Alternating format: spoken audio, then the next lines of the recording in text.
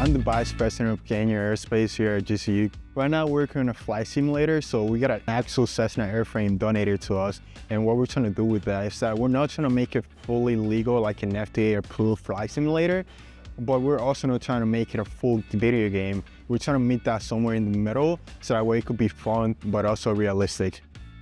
I grew up in a farm. I always did a lot of farming work. My family has tractors, and so I've always been doing hands-on work. It's very different than what we do in the classroom. It's more hands-on, and I'm actually doing some mechanic work here in manufacturing. This has helped me out a lot. I've talked to a few Fortune 500 companies. I've done interviews with them, and every single time it has come up, and other clubs that I'm a member of as well. So it definitely helps that I'm able to get some experience here.